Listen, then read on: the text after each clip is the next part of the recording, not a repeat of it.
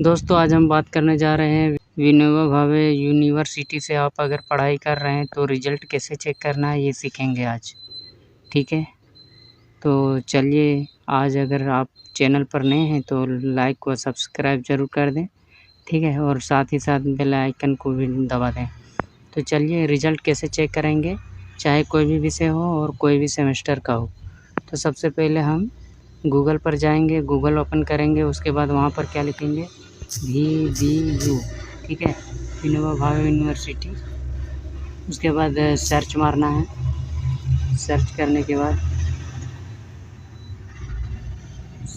के बाद इस तरह का खुलेगा।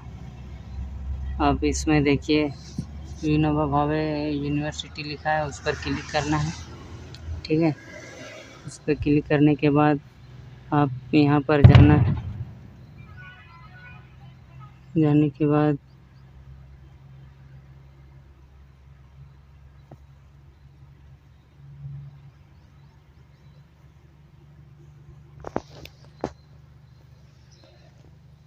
रिज़ल्ट लिंक पर जाना है। ठीक है, रिज़ल्ट लिंक पर जाने के बाद आपको यहाँ पर आप जैसे आ जाएगा कोर्स टाइप, कोर्स चुनना है। सेलेक्ट कोर्स पर जाना है। आप यूजी में हैं, पीजी में हैं, जैसे आप अंडर ग्रेजुएशन में हैं या पोस्ट ग्रेजुएशन में जिसमें हैं, बीएड में हैं, आप चाहे इन सबों में जिसमें हो आप क्लिक कर रहे हैं, अपना उसे चुन लें। उसके बाद हम यूजी चुने हैं, आप जिसमें हो उसे चुनें। उसके बाद सेमेस्टर सेलेक्ट करना है, चाहे जो भी सेमेस्टर आपका हो 1 2 3 4 5 6 जो भी आप उसे चुनें।